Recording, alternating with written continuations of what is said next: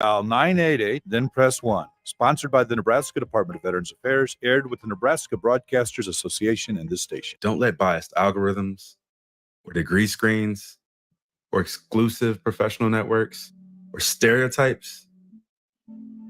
Don't let anything keep you from discovering the half of the workforce who are stars. Workers skilled through alternative routes rather than a bachelor's degree.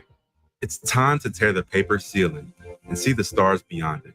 Find out how you can make stars part of your talent strategy at tearthepaperceiling.org. Brought to you by Opportunity at Work and the Ad Council.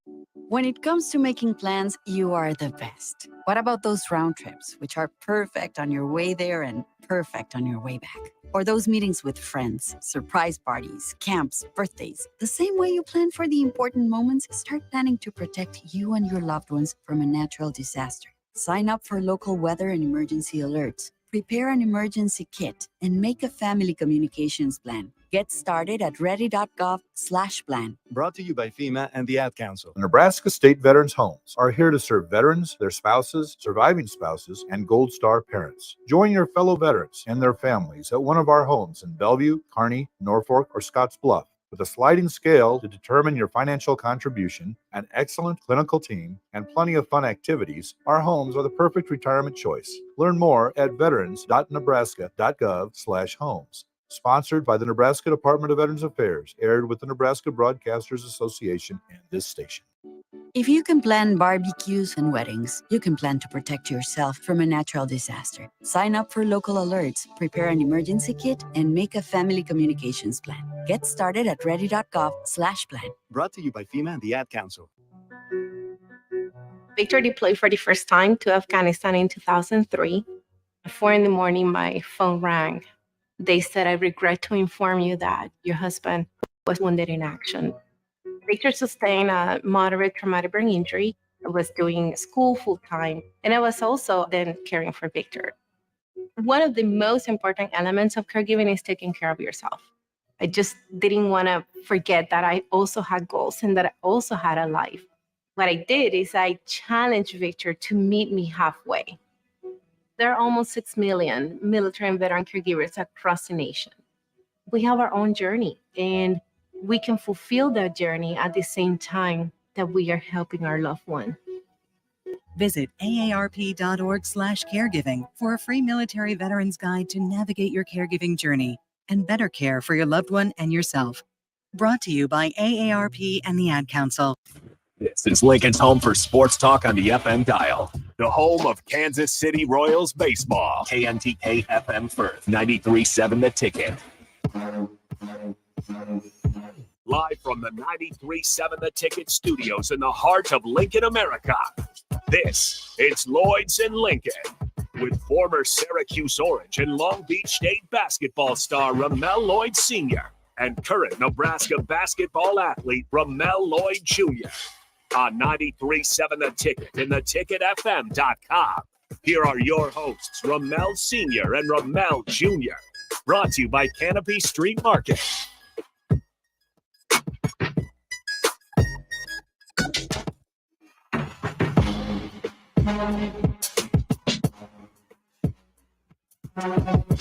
All right, welcome in to Lloyd's and welcome into Lloyd's in Lincoln here on 93.7 The Ticket, ticketfm.com.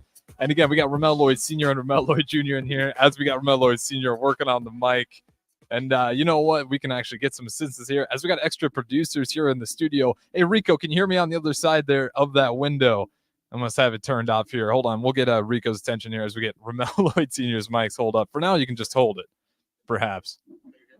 There we go. You can hear me? Yeah, you might you'll just have to hold it. Oh, yeah, old school. I feel like a rapper in the 80s right now. I got the big mic. But a little strong this morning. I done broke the mic off the thing. A little bit too much testosterone. Hey, to be fair, it was a pretty wild weekend for a lot of us fans out here, so maybe it's understood. But nonetheless, Ramel Lloyd Sr., Ramel Lloyd Jr. in here again, 402-464-5685. That is the Sartor Heyman text line. You can also join us streaming on Facebook, YouTube, Twitch, Twitter, and Allo channel 951. But guys, there's obviously plenty of things to talk about. I'll throw it to you first. Where do you guys want to start? Well, Once again, welcome back, Ramel Jr. Last week we had the Navy on, and they pretty much took up most of the show, which was great. Gave us a bunch of information about the Navy and about what's going on with Navy Week. So it was a little bit different show for us. Mhm. We didn't get to talk our mess too much, but since Mel's been back, but Mel's here, so I want to welcome him back. But I had a pretty good weekend as far as sports is concerned. I mean, I'm still hyped off of what I saw. I'm pretty sure a lot of Nebraska fans are gonna like this, but that Colorado Buffalo team with my guy Deion Sanders and his kid, gotta get him on Lloyds In Lincoln. Father-son duo, and he had 2 kids on the team. I just think it's just amazing what he's done. Where you at with that, Mel? No, definitely. I mean, everyone doubted them coming into the season because of the whole new roster and everything, and they kept telling everybody they was coming, and they definitely wasn't lying about that. I love an underdog story. Well, it's hard to say. Is it an underdog? That's what I was going to say. It's hard to say there's an underdog because, I mean, look, Deion Sanders is a Hall of Famer himself. You know what his story career was when he played. Now he's doing it as a coach. He's proven it on the lower level. I guess you can call it a little bit lower level. Yeah, I think Washington State. Power 5 and all of those things. So, but a lot of people are always against him because of his style. It's almost like the ball thing. Remember we talked about the ball situation, Alonzo Ball. And people didn't like his dad's style. Didn't like the style, didn't like the dad, or whatever the case may be. And Deion is a little brass like that, and he, but he's been like that his whole career, I should say. And people seem to cheer against him, but I go for that. I love that. I love the fact that he's different. He's out there. He is who he is, and you either like it or you don't. He doesn't care. He have results. So that reminds me. I mean, if you're going to back it up, I mean, you can. What can you do? Right. My man is everything he said he was going to do. He did the other night. So unreal. The talent on that team, the speed on that team, and I'm not even a football guy like that, really. Like I'm not. Ramel, he a little bit. I'm into football more than you are. Yeah, he's definitely more of a football guy than I am. But that game right there almost felt like an exciting basketball game with the amount of plays. Oh, especially down the stretch there, right? Back and forth. Felt like a back and forth basketball game. Like they hit a 3, I hit a 3. Yeah, even like the pace of it. Like Colorado was moving fast, TCU was moving fast. Right. The pace, the big plays, the scoring. It is rare, right? Because I got the same feeling I got, which you shouldn't really have this feeling in college football, but it felt like I was watching, 2 offenses like the Chiefs and the Bills. I'm like, okay, no one can stop anyone here. It's going to be whoever gets the ball here last, that's who's going to win the game. Yeah, I mean, the game was so good. I mean, you even had like other games coming on afterwards that were pretty decent games, and we tried to watch them, but it just wasn't the same. So we kind of just turned it off after a while. Yeah, Toledo and Illinois got exciting towards the end there. That was probably the other big one. Yeah, we were Toledo watching, cut it close. We looked at Ohio State, Indiana, and then a little bit of Texas and Rice. Mm-hmm. Yeah, those games were boring. They were boring compared. I mean, if we seen those first, maybe we wouldn't have thought that. But coming after the Colorado versus TCU game, it was pretty boring. Yeah, it really set the bar. I did get a little bit of that. I got a little bit of TCU Buffalo hangover because all the games after that, it was like that's probably going to be the best game for a while. We'll see. We'll see what will happen. Well, they really set the stage, especially for us here in Lincoln on our show. Oh yeah. And we got to go in there. Nebraska has to play Colorado next week. Is it next week? Yeah, next week. Yeah, that should be a fun environment for sure. On the road, especially after this past weekend. I know they're gonna go crazy out there. Oh man, I mean they already was hyping up the matchup, just because of the two. I believe Coach Rule and Coach Saunders were the top, the highest, new coaches in college football. Well, also, if I'm not mistaken, I think Nebraska and Colorado have like a long rivalry. Oh yeah, football rivalry, right? Yeah, it goes back. I seen something on Twitter today. It was like they were like that rivalry's like top 10 rivalries in the country. Really? Yeah. I mean, back in the day, when Nebraska's in his prime time, that's Amon Green's one of his greatest highlights is that his first play of the game, he just takes off straight into the end zone. But yeah, Colorado, Nebraska, you go back, especially in that '90s era. Okay.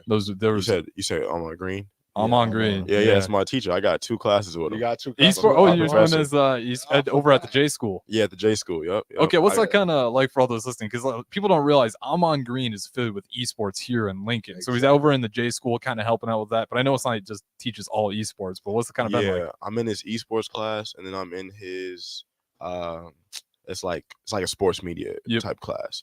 So I'm in one class is with 20 people in the esports class. The other class is like a 300 people theater.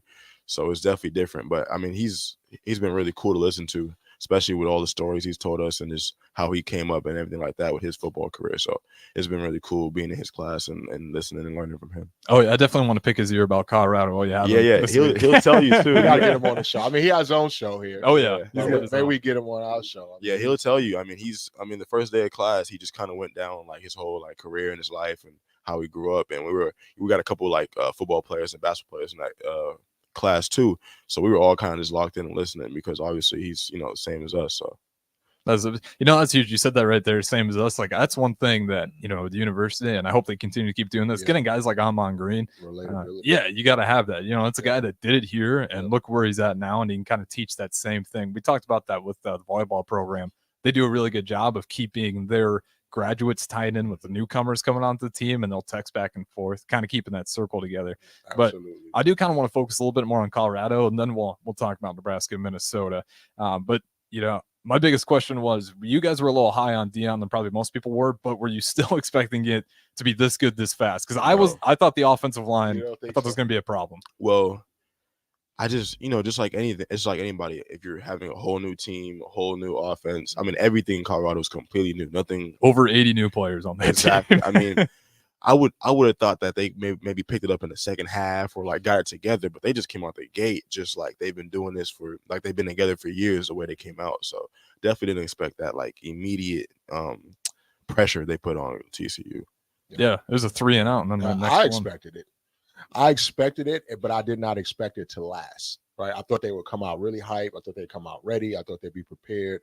I thought their skill position guys would do what they do. But for some reason, I felt like their up front guys wouldn't last throughout the game. Mm-hmm. Like I mean, through the middle, they struggled a little bit at times. But I mean, Shador was so composed and just calm the whole time. It had no. He played a perfect game. He wasn't rattled at all. I mean, with your quarterback playing a perfect game and you have all these playmakers, I mean, that's hard to beat for sure. Yeah, I thought that they would slow down and wouldn't win the game. I thought it'd be exciting, and then at the end of the game, I thought they would be overpowered a little bit.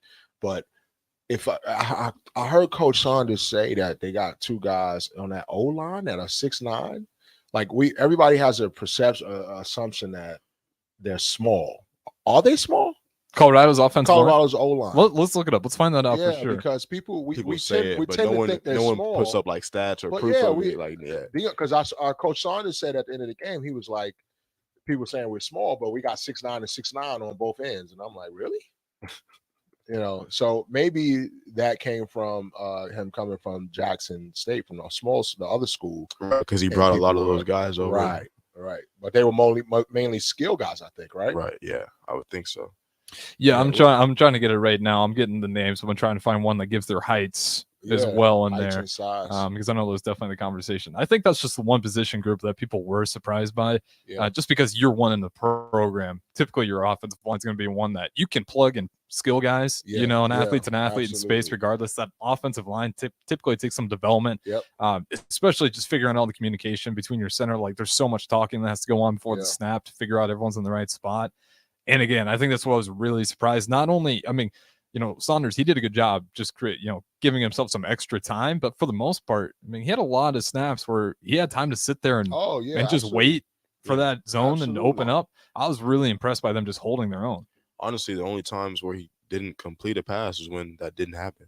Yeah. And those were rare, few times where he got sacked, whatever, and then like that one or two possessions they had. But besides that, he was in there having a field day. And you know what's very surprising about his game? He's such a cerebral quarterback, and his arm is very accurate. But I would expect him to play with more of an athletic flair, right? Being that he's Deion's son, but he doesn't look to run at all. He stays in the pocket and he finds his receivers. And I don't know how many people did he hit that game. It wasn't like he has a target, he right? Was doing everybody. Whoever was open got that ball. He definitely knew to go to Travis Hunter on a third down. Third down. Okay, third down. He go knew to who to throw it up to. Yeah, that guy's You got to tell me more about that kid, Mel. You've been telling me about him since he's been in high school, and I think you showed me some of his high school highlights. But yeah, I mean, he's been the truth since high school. I used to watch all his games on YouTube and stuff like that, so I already knew what it was going to be. Little guy too, a little itty bitty. He's not a big guy. I think he's like 6 foot 5'11" though. Is he? Yeah, I don't think he's too small. How about that interception he had when he was like 8 feet off the? He jumped off his guy's route completely and sniffed that out. That's what impressed me. That was all him. I mean, that was a good defensive play call. They had guys in the spots, but he completely came off his guy to just jump and completely lay out and rob that one out of the air. Even if he just like deflected it, that would have been crazy. But he did it and caught it. Yeah. And that was like a crucial moment because they definitely didn't need them to. That if they scored on that possession, they probably wouldn't have won the game. Yeah, it was pretty impressive. Like I said, man, I'm just excited about it because I'm not even a football guy. I just like Dion, and I think I've always liked him also when he played as well. You know, I just like guys that go against the grain a little bit and still go out there and prove how good they are. You know, talk the talk and walk the walk. I like that. Yeah, and again, he's a guy that at this point you got to stop doubting him. I mean, he's pretty much done it at every level now, where he's telling you it's going to happen, and there has been one time where it hasn't come to fruition. So this next week, we're going to be playing Colorado here. It worked out great for us in a weird way that Colorado won because it's kind of setting up the stage. And absolutely, you know, we'll talk kind of about that Nebraska-Minnesota game, but there are some good things you can walk away from, things that we did well. The fact that we're in that game despite 4 turnovers, I mean, that alone is kind of indication that your defense was doing more than enough to kind of keep you in it.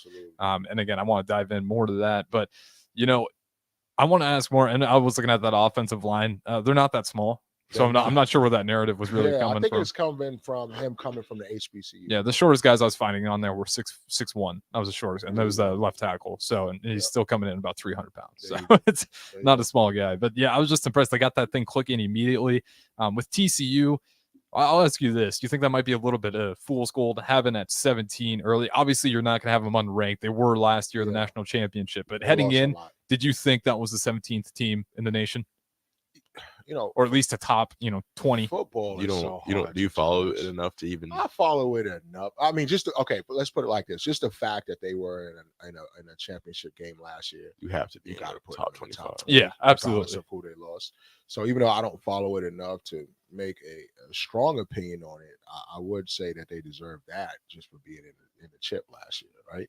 Yeah. But football is so different. Like, well, I guess basketball is changing like that too, as far as the roster turnover. And like football, you can be the bottom of the barrel one year and then literally win a championship the next year. Like, and it's weird, because basketball seemed like over time you need a little bit more development, a little more time together with players and all of that stuff. But football is just, even in the NFL, it's like 1 minute the team is the worst team in the league, and the next minute two new players, and they have a championship next year. It's like, how the hell that happened? Like what the Jets are going to be like this year. And what were the Jets good last year? Jets, no, they were going through it. The Jets were no good. So they get Aaron Rodgers and the whole shit. Now it's supposed to be. Yeah, because they got Brees Hall. They got some players that they're really excited about, some young guys. And last year's defense was stellar. I was kind of like saying the offense just couldn't do anything. You get a Rodgers in there. And now you got Aaron Rodgers on offense. Change the whole team. Oh, absolutely. So it's weird that how that works. Basketball doesn't seem to switch that quickly. What do you think about Colorado? What does Colorado look like without Sanders back there? Are they even close? Well, they have 500 total yards. He was over 500 yards. But I mean, they have a lot of playmakers. They got guys that but one of my point is they trusted him to throw the ball a lot and not cough it up once. Yeah, definitely. But not taking anything from Sanders, but there were a lot of plays where they would just throw it out like on a screenplay or just a short play and just let their playmakers work. And they would get extra yards. They would get 14, 15 yards just off of themselves without even having to do a route. So that's a good point. That's one thing I was impressed by, the athleticism of the receivers you mentioned. I don't know how many times yesterday I saw the receiver looked like he was down right after the catch. One move, 2 moves, and he finds his way falling forward for another 15 yards. Exactly. Yeah. But even the quarterback, I say quarterback. How you say his name? Shadir, right? I think it's Shador. Shador Sanders. So even he said that his playmakers are so good that he just gotta. It's hard for him to miss. He just got to put it in that vicinity, and they're gonna go make a play. So that he was even giving credit to how good his receivers and his playmakers were. So he's like, I don't even have to be perfect. I just got to get it. Oh, even Edwards on that last play at the end there. It's ridiculous. When he ran that in for the end, it looked like he's like, okay, he's going to get the first down. He takes off, and you see his speed. Yeah. And that's what I'm looking at Colorado. And, TCU runs the 3-3-5.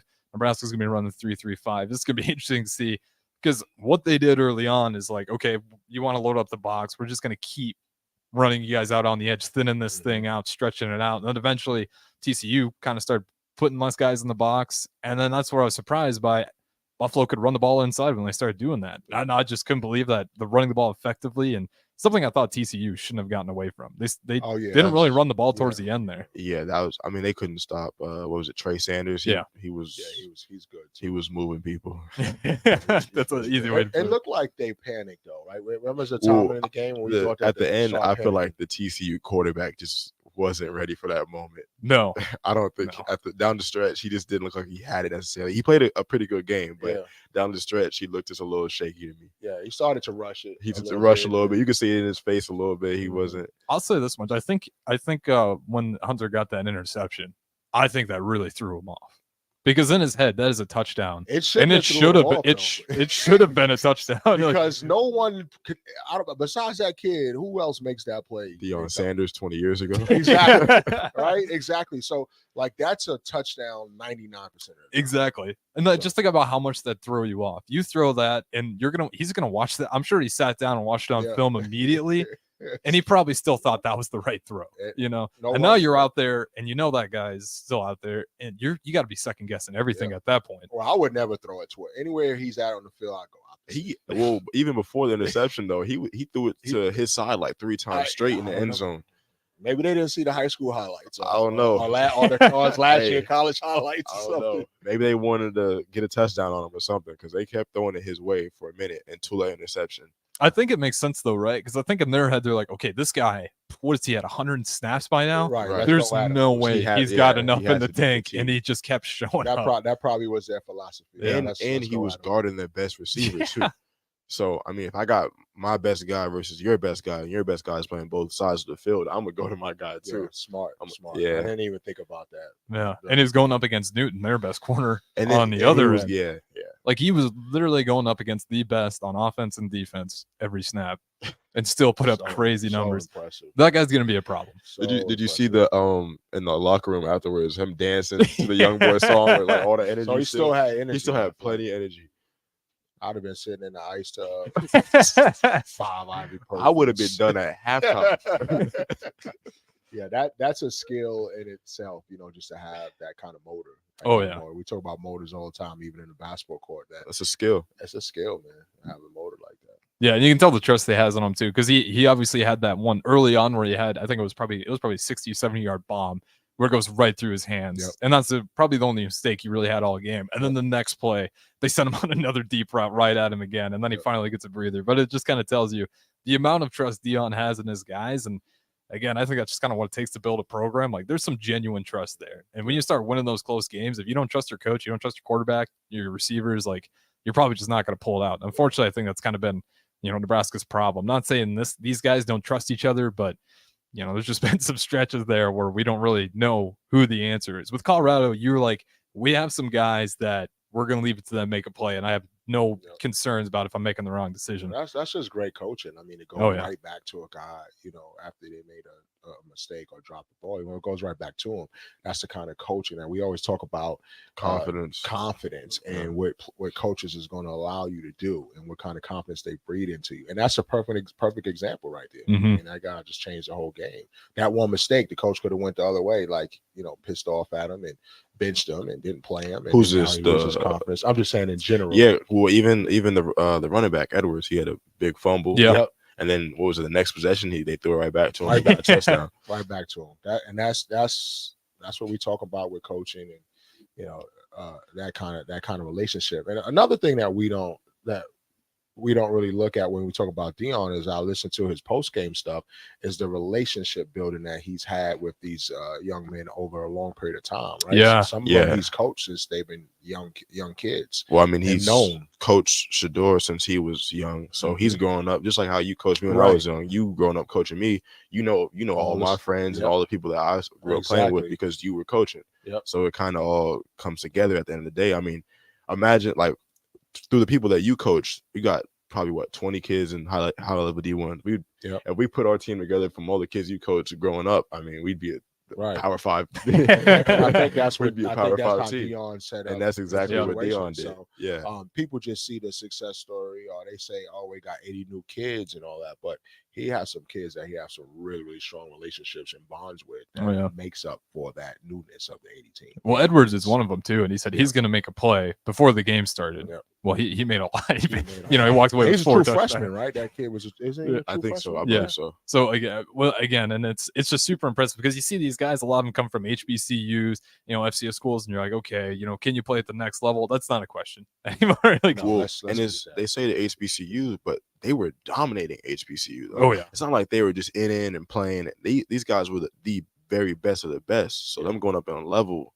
I mean, when you're dominating there, the next thing you do is go up a level. Yeah. Well, if Dion, they're there because of Dion. They're not there because they were HBCU. Right. A lot of them were there just to play for Dion. They went with Dion. Exactly. So if Dion wasn't there, they would have been all Power 5 kids most likely anyway. Exactly. So that's what people seem to forget. But they always just want to discredit, kids or the players or the accomplishments just maybe because they don't like the style of the coach. Yeah, which I think after this experiment, which I mean, if we're being honest, this is a total experiment what Colorado is doing. I think after this, a lot of that will go away, or at least it should. Definitely with the skill players. I'd imagine if you're still saying that HBCU players, then we're gonna have a tough time adjusting. Like you're just gonna have to rewatch the tape. Yeah. Like it's as simple as that at this point. Those guys can play, and we'll talk about that. We'll talk about Minnesota and Nebraska as well. We didn't quite touch on that one.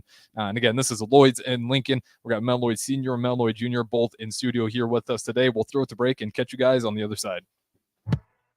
You don't think about your roof very often, but you should never take it for granted. Roofing Service Company takes every measure to provide you with the highest quality roofing solution. Whether it's a new roof installation, roof repair, or a re-roofing project, their overall goal is to provide you with a pleasant experience and a long-lasting roof. If you have a need for siding or gutters, they're your place too. Visit roofingservicecompany.com for more info today.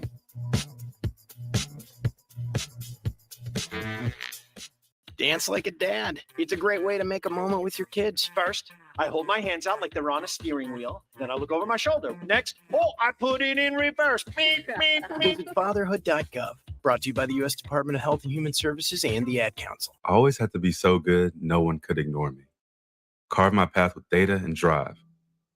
But some people only see who I am on paper. The paper ceiling.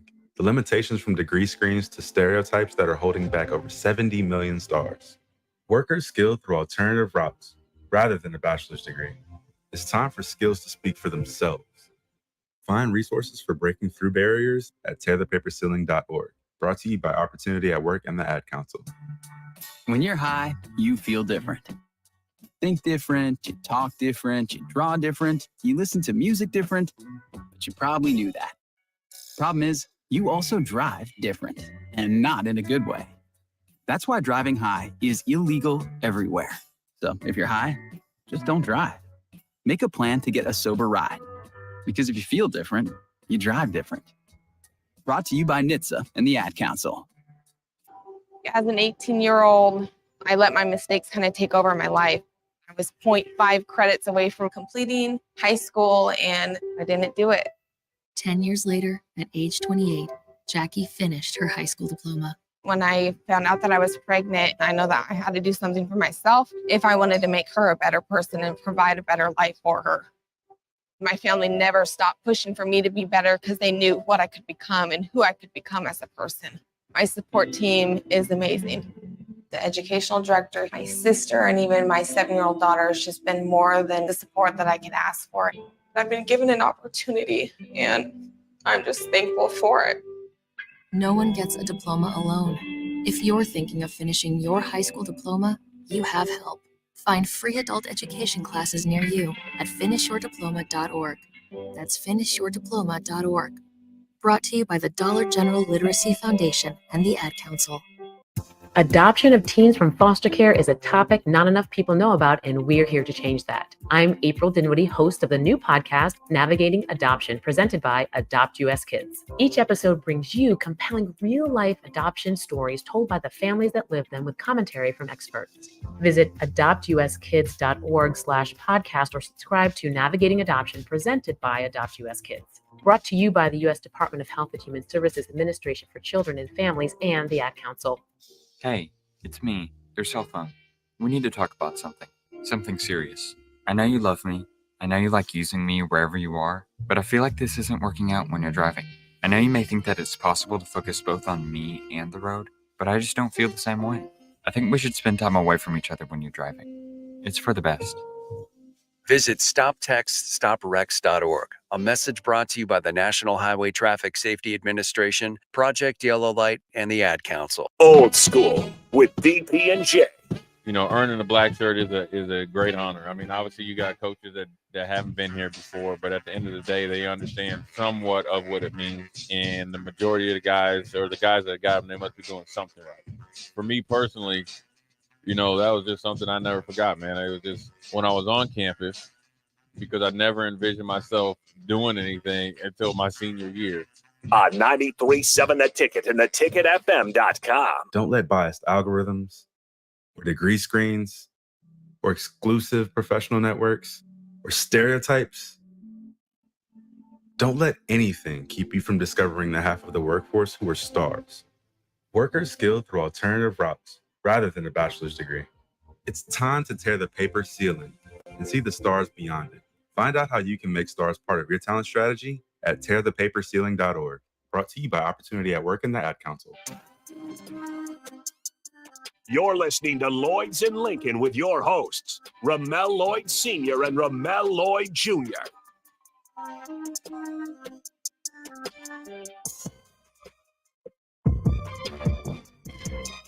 All right, welcome back to Lloyds in Lincoln here on Ticket Weekends. Again, I am Harrison running the board. We got Ramel Lloyd Sr., Ramel Lloyd Jr., both in studio here with us today. A little bit of football analysis today on the show, a little bit of change up, but it's all good as we're still getting ready for the official basketball season, as we got NBA coming around the corner as well as college hoops, and we'll dive into more of that as the season approaches. But if you guys want to join the show, Starter Haven text line 402-464-5685, as well as we're streaming on Facebook, YouTube, Twitch, Twitter, and Allo Channel 951. So we kind of tucked this one away, mainly because it's a shorter segment, so we won't have to talk about it for as long. Yeah. But nonetheless, did you guys were you guys able to capture and watch the entire Minnesota-Nebraska game?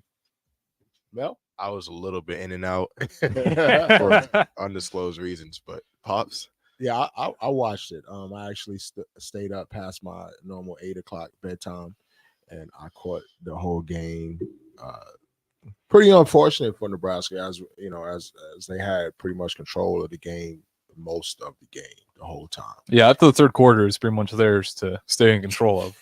Just slipped away at the end, a couple mistakes, and there you go. My man kicks a half the field goal. What was it, like a 46 or 48 yard he kicked? Yeah, it was even closer. I think it was short. I think it might have been like 42. We'll find out the official one. Okay, yeah. Yeah. I don't think it was because he missed a 50-yarder. I want to say missed a 50-yarder first, which I thought it was 46. It could have been. Let me double check here. We'll get the official stat.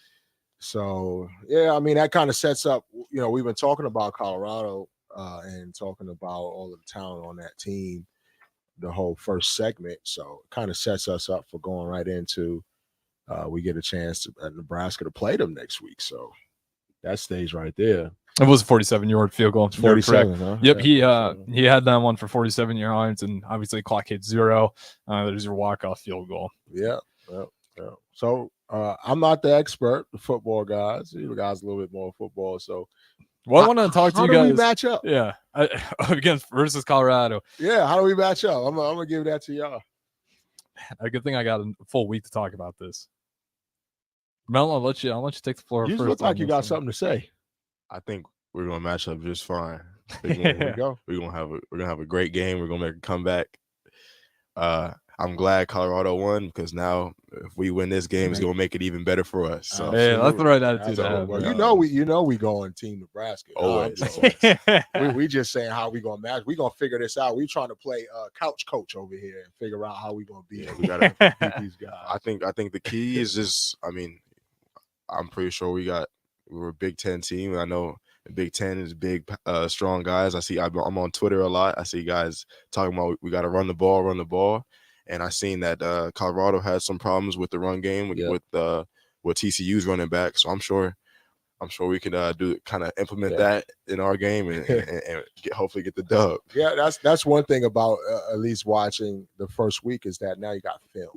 Yeah. Right. The first week is always tough because you don't know much about. It's a good thing we got opponent. film too, because we might have severely underestimated Yeah, Hunter. you Like have you, film. I'm glad we got I'm tape sure on Hunter. TCU did. Yeah, you got film. Now we can watch and we can make adjustments. And then also just on the Nebraska side, you also have a live game under your belt where you can go in and make those adjustments that you need to make to also improve the team. So Right. both teams should be improved as far as Colorado winning that game.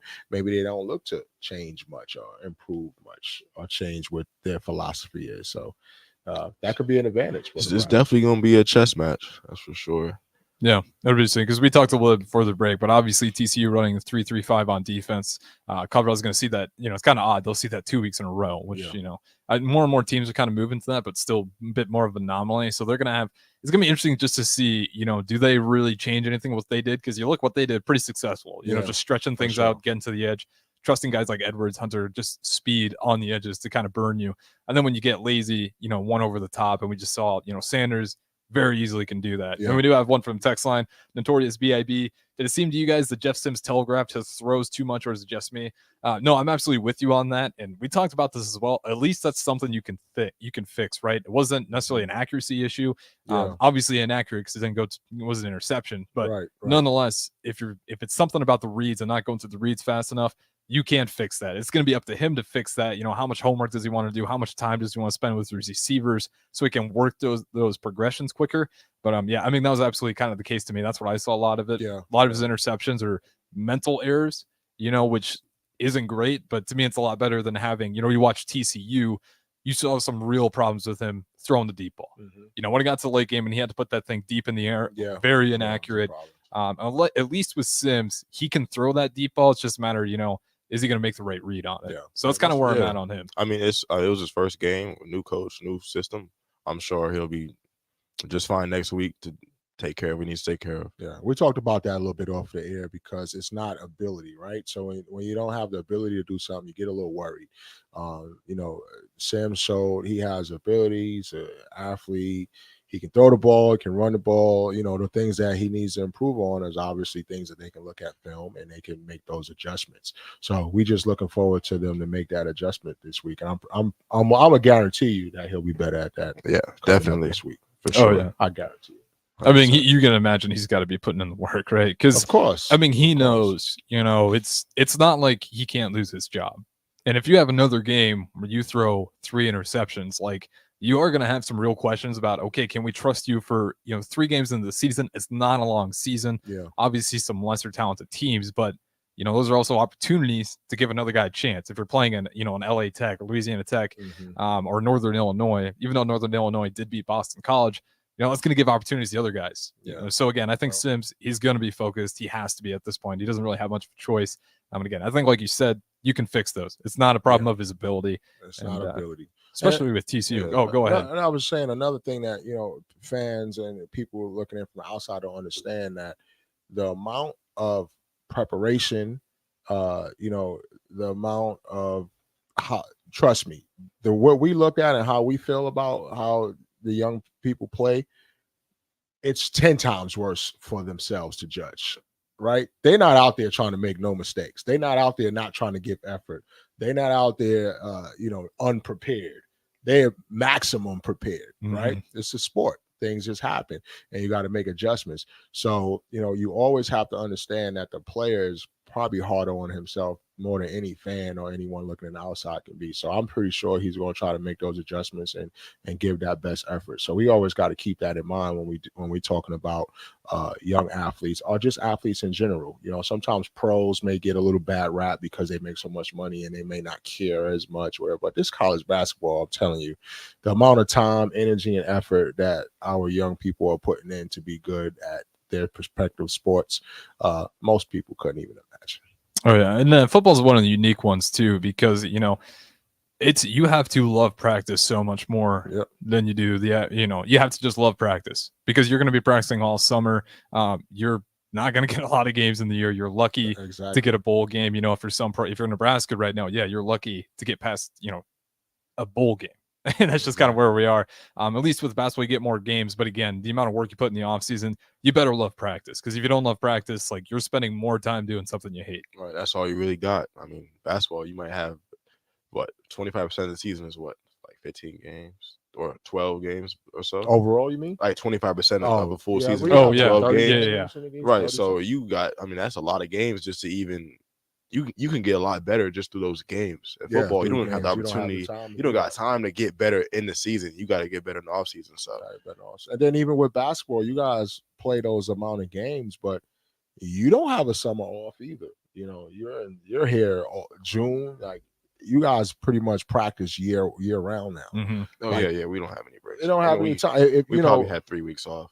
3 weeks off in the whole year. As a fan or someone looking in from the outside, they don't understand the amount of preparation that it takes to be even competitive at this level. Right. So trust me, when guys get in those games after all that work, they're trying to succeed. Exactly. There's no they're trying to succeed after all that work you put in.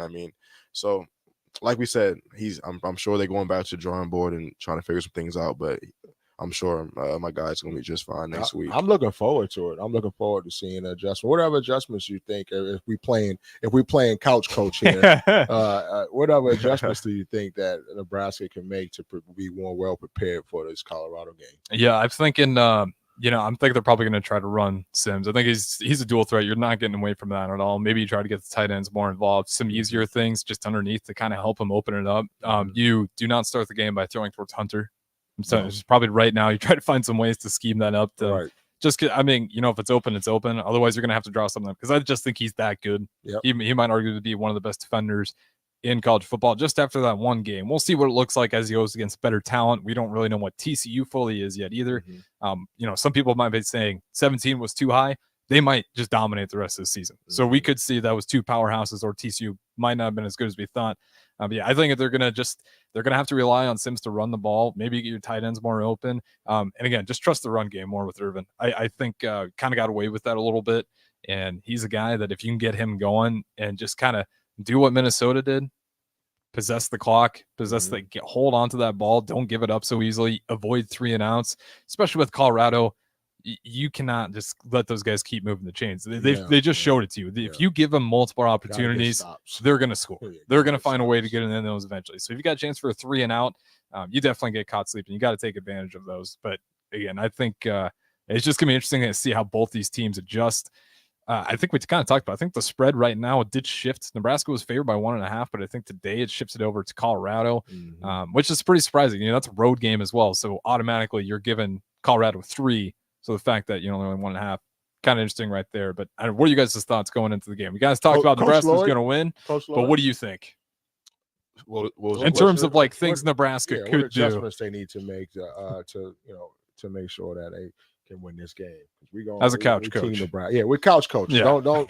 This is not experts here. We're here. Yeah, we're not going for that rule. Probably have he knows more than us. We probably have no idea what we're talking about right now. But we're talking. So please do not come at us if we said anything that was not true, because I'm pretty sure we had. But I don't know. Adjustment wise, I just feel like we go out there and play our game. I think the biggest thing is, like we were saying, run the ball, and then I just feel like we got to contain all the playmakers on defense. Yeah. And I from what I seen last game, we played some pretty good defense. Oh yeah, defense. Omar Brown had a great interception. That was one where he had to work to get that. It was looking like best case scenario was going to be a tip, but he really, again, broke off his route, undercut it, and just had a huge play. And that's what you're going to need against Colorado. You're going to need those same kind of plays that, we were seeing, those electric plays from Colorado. I think it's one of those games you're going to need explosive plays. That's one thing against Minnesota we didn't really get. Yeah. We didn't really have any big ones except for Ramir Johnson on special teams. Nothing was ever explosive, though. We were lucky to kind of get a first down and keep things alive. And then obviously false starts can happen. Yeah, it can happen. That was just kind of sloppy, especially when you're looking at a lineman that are all juniors. You got Nuri's senior year. And again, you guys are at that point now where that shouldn't be a problem anymore. But obviously it happens. They get better in the season. You're just hoping that mental improvement gets there. I think that's probably the biggest thing, right? Physically, I was going to say my thing is physicality, I think. Okay. I think that the key to being competitive and having a chance to really win this game is to be physical with those playmakers, and they have to get to the quarterback. They have to touch him here and there. He was just way too comfortable. Yeah. How did we do with pressure last game? Towards the end there, it got a little better. We started dialing things up, but pressure-wise, no, we didn't really have anyone popping off the page. Ty Robinson was towards the end, but obviously he gets that ejection for targeting. It's kind of unfortunate, but it was the right call. It's just if you're going to put your helmet to helmet, even if it's not intentional, you're out of the game. So he was doing better towards the end there, but nonetheless, that is a problem right now. If you're a Husker fan, you're not seeing a ton of pressure on the quarterback. Gotta get physical. Yeah. Gotta get those guys on the line too, right? What was that? You know what I'm saying? When before those playmakers get off of the line, you got to touch them up. You can't just let them run free. For sure. Stuff, right? I like this. We'll just call this the couch coach segment as well. Couch coach. So for all those couch coaches out there, Sartor Hammond text line 402-464-5685. What would you do? Were you looking forward to how Nebraska can get this win? We have 1000 unknown texter chimes in. He says fullback, I formation, run the ball and use some of that clock up. And he said they were blitzing and they went away from it, talking about Nebraska getting some pressure on the quarterback. Okay. And they did get away from it. And I think honestly, part of that too was they're just kind of expecting them to run out that clock. I think we're kind of still surprised Minnesota was putting that thing up in the air as much as they were. What do you guys think about this? I can go on. I feel I'm an expert in basketball. Football, no, not so much. I feel that the change in basketball, we talk about the style of play, from shooting threes and going to the big man inside out to now outside in. Now, is that a trend also in football, where they're changing the style of play? Like the texter just text in talking about a fullback, and like I don't see fullbacks anymore. Like I see more spread offense. Right, you see guys are throwing the ball. So Nebraska in the past has been very successful with that style of football, right? Yeah, and I guess we would call that like old school, like smash mouth. Smash mouth football. That's our nickname for it. But is that something that we can return to and be successful in today's football game? Right. I mean, you want that physicality, but in terms of like just being able to smash mouth, I think that's just gone. It's over, right? Yeah. I mean, there's And I teams see you a can lot do of like that. Michigan, but People go ahead. saying, no, I was saying I see a lot of people saying that we should just smack, like run the ball. But I mean, you watch. I mean, even the NFL, you got guys like it's like I'm gonna compare basketball to football. I'm gonna say like Curry changed the game, Patrick Mahomes changed the game for football. It's kind of a similar thing. Now everybody's shooting threes. Now everyone's throwing deep balls. You know what I'm saying? So I just feel like just like he was saying, the game has changed. So is that still the way to go? Yeah, like if it's still the way to go, I think you're just going by personnel, right? Like back in the day in Nebraska, we were the premier strength and conditioning program. We were stronger. We were in better shape. Why wouldn't we play physical? Yeah. If we're stronger and faster and better endurance, why wouldn't we just beat you up inside? Because that's our strength. And obviously, as all these other programs catch up with the strength and conditioning, you can't just do that anymore. Because now they're, if not as good, they're getting close to your level at least. So you can't be that predictable. Obviously you look at Colorado, they'd be idiots to do smash mouth football. Right. Look at all the talent they have. So I think it's personnel. And again, I think that's why with Nebraska, I want to use our tight ends because we have some good tight ends. Borkature had an awesome one-handed catch. It was a little off, but he still makes the grab. Jeff Sims can run the ball. He can throw it. It's just, can he go through his reads? That's going to be the question for him. But yeah, I think you're just going by personnel. Those days aren't over. If you're a Michigan and you still have that size and you can bully an Ohio State, who's still another premier program, but you still got that edge. Yeah, it's absolutely a thing. But in terms of just straight dominate, run the ball, I think that's pretty much out the window. That's like taking the 90s Knicks with Patrick Yeah. the ball and say and matching them up against The Curry Warriors. and Golden State Warriors. The score is in this going to game, be right? 90 to 150. Yeah, right. and Patrick is not even going to be able to guard that perimeter. No, Right? they You know what I'm they saying? might break the record for threes in the game. Exactly. Like that's how I see it in comparison, with the football and the basketball. Like you got to catch in order to be big, strong, and physical. You actually got to catch those speed guys first. Right, and that's not taking anything away from the past guys looking like that. Absolutely. That's just, I love it. Exactly. That's So- just how things change over time. Like, the game evolves. Yep. So Absolutely. And we got one more from the Couch Coach segment. He says more bumps and run hits from those little receivers and run the ball. And he also says put Harburg out there until he messes up. That's what Tom Osborne did, which is a little unique. So, but who? Talk to us about that a little more. Who's Harburg? Harburg backup quarterback. Okay. So right now it's Harburg and then Purdy at 3. Harburg actually got a few catches in there. They put him in some unique packages. And yeah, I don't know if they're saying put him out there or if he's saying take his spot until Sims messes up. Again, he's gonna start Sims. I'd be very surprised if Sims isn't out there. I mean, he's only played one game. Yeah. Yeah, you can't, And what does that do to his confidence if you yoink him? Do you guys as a coach, what does that kind of? I don't even think about I don't that even stuff as a think we player? should be putting that in the air right now. That's fair we, enough. We shouldn't even be talking about But that. I have a question too, though. I mean, say he didn't play the best game, but we still had many chances to win the game besides quarterback play.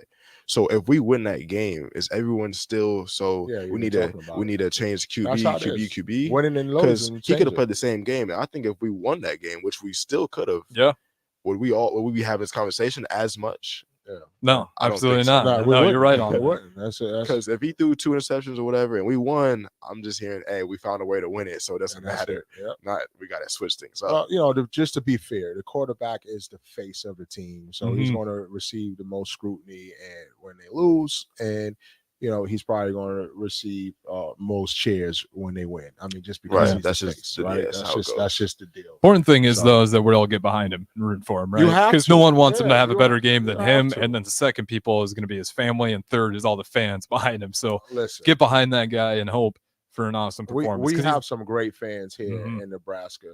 And there's always a couple of people that have opinions and they're very passionate about it. But we have to also remember that it's our team. These are young men that we're cheering for, and we need to make sure that we stay behind them through thick and thin, right? Absolutely. And again, I think that's kind of where we're all rooting for. And as Ramon had said, if we win that game, if Gabe Irvin, if they give him that touchdown instead of standing on the call that they made, this conversations would be a lot different, a lot more smiles. And the stats, you keep them all the same, but you just change one number.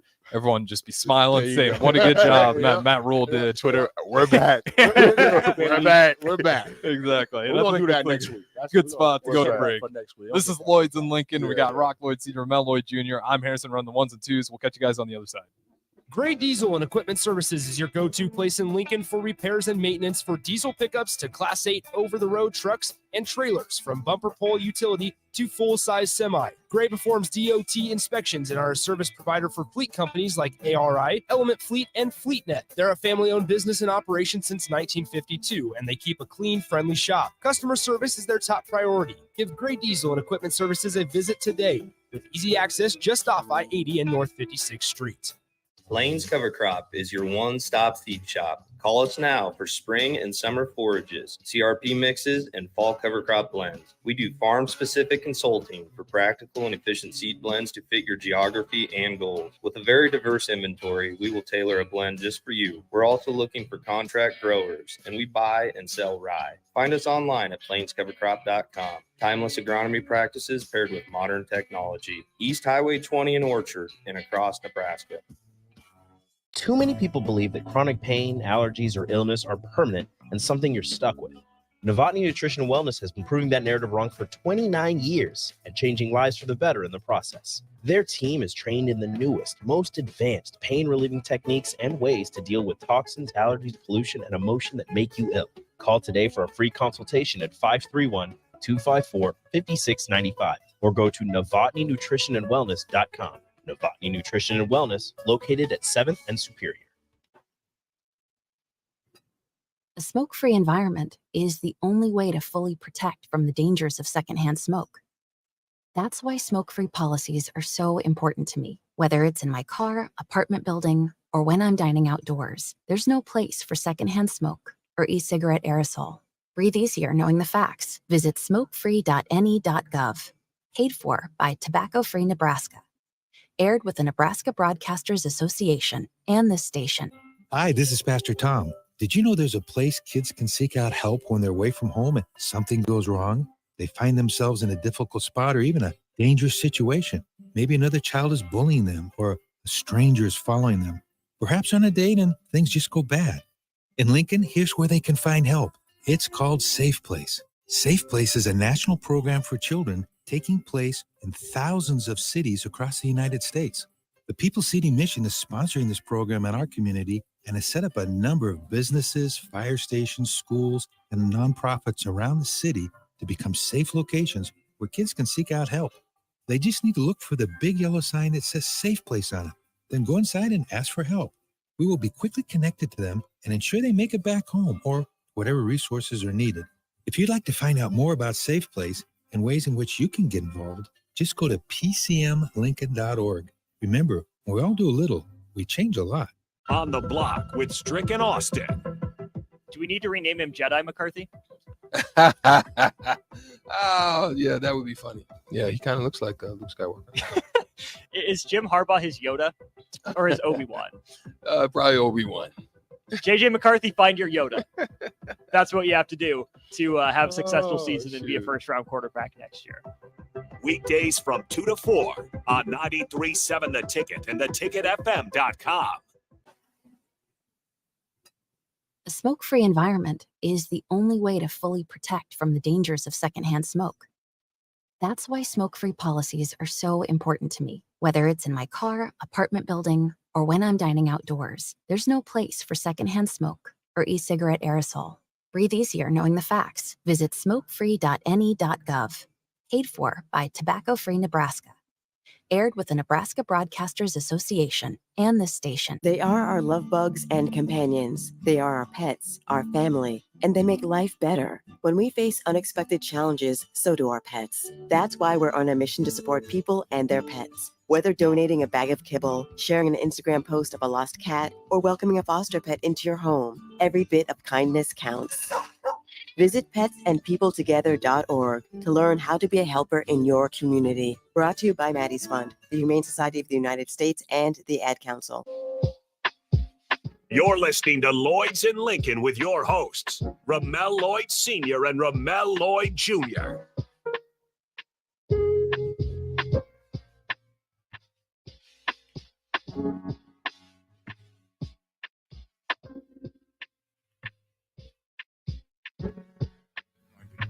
All right, welcome back into Lloyds in Lincoln here on Ticket Weekends. Again, I am Harrison. We got Ramel Lloyd Jr. and Ramel Lloyd Sr. both in studio here with us. And again, we kind of talk about Nebraska football, Colorado, TCU. Obviously, that was a huge game, and we had to break that one down. But if you guys want to join the show, Sartor Heyman text line 402-464-5685, streaming on Facebook, YouTube, Twitch, Twitter, and Allo channel 951. Again, you can catch all the podcasts there at ticketfm.com in case you missed anything. But let's see, we actually went a little long. We went long talking football. Yeah, so crazy. we got a little bit of time here. Is there anything you guys kind of want to polish up on before we get out of here? Well, I want to say that I got my mic fixed during break. I fixed your mic during break. Yeah, give the flowers out. Give the flowers give out. flowers Give to the Harrison flowers. for fixing my mic. And we created a new session here. Couch coach Couch segment. coach. So yeah, I'm excited about that. We talked football this whole time, which is weird because I'm not a football guy. I don't know much about it. I'm just a very, very casual fan. So this was like a good show. Yeah, when you come to Lincoln, Lincoln, it's just you don't no decide. choice. You just become a Husker I have football no fan. choice. I just want to say, if Nebraska football needs a kicker, I'm here for it. No, people are really trying to keep their jobs. No. That's the only thing I can play. I'm not getting tackled, so I'll be the kicker. Unfortunately, on the bright side, though, unfortunate for you, but on the bright side for Nebraska, that's the one spot where they don't need you there. We're actually Okay. pretty solid there. Okay, So good, unless there's good. a barring injury, you should be good to focus on who. Yeah.